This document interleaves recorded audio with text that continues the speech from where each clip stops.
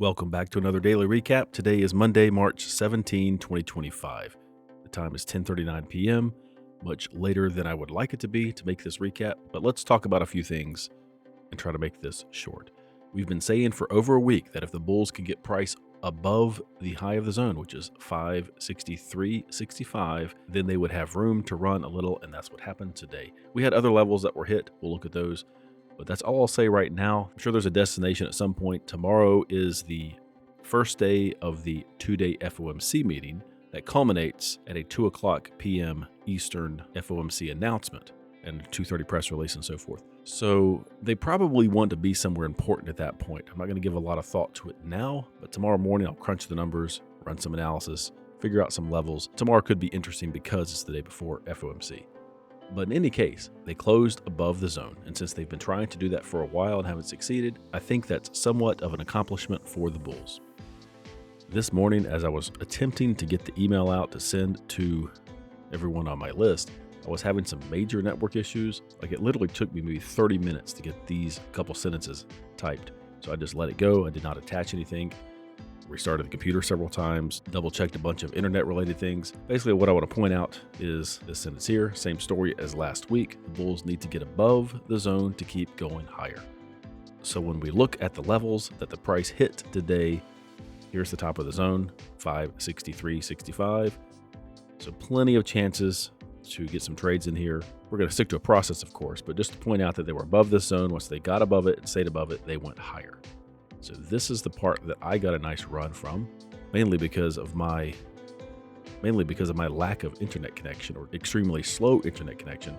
I was not in front of my screens able to do anything until after lunch. It was after 12 p.m. Eastern that I got involved in the market, ended up loading up 3 contracts and rode this thing up. But what you want to know is, playing by the rules, what would you have done? First of all, they got above this pretty quickly. So 9:45, they're way up here somewhere. So they're either going to go up to this next level or they're going to come down. Well, they came down first.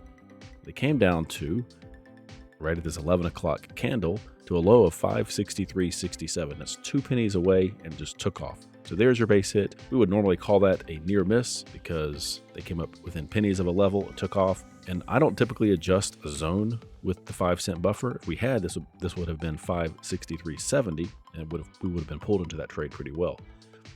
But I hope you think it's fair that I'm going to count this as a trade because there's so many chances. We've been saying for over a week now that if price can get above the zone, then the bulls were in charge. So the time to buy would be when they were back to this zone at any of these places, honestly. And I was willing to take the risk at this late in the day since I didn't have the opportunity earlier. I'll show it to you. That's at least one base hit here.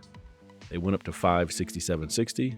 We'll pull this down to 567.55. They just happened to come down exactly 40 cents. That would have been 4 points in the E-minis. You should have been able to pull that out.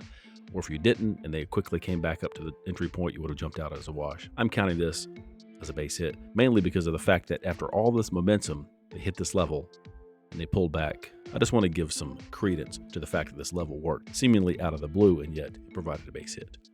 They went up to 569.50, which the trigger point would have been 569.45. That's a short trade.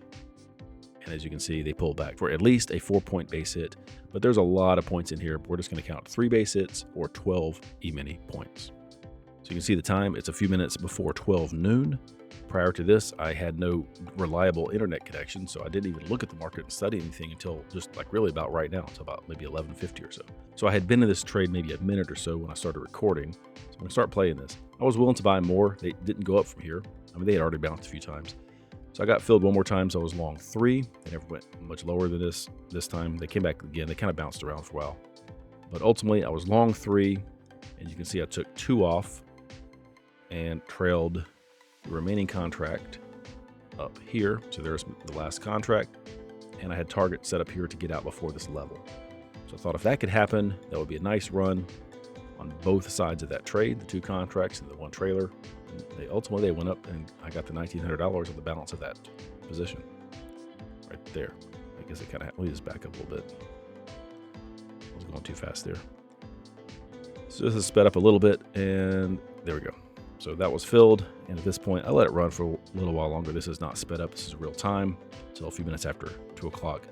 And I was perfectly happy with my 24 some odd points on 3 contracts. That was the net. I'll show you the tracking log in a minute. so I did not do anything after that. Plus, I kind of lost the morning because of my network issues.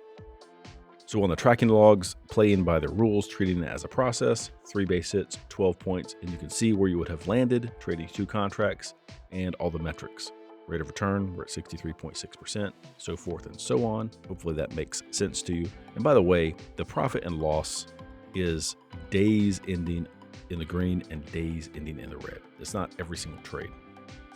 Hope that makes sense. I don't track every single trade other than I have a few notes here in the input section for my, well, that's what you see here. Here's the notes every single day, total points for all the aggregate trades for the day, but I'm just looking at the end of day metric, if you will.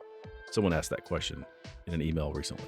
So the Sam's trades was just the one trade. It was long, loaded up with 3 contracts and netted 26.11. It was 39.1650 or so before commissions. So that's where I landed.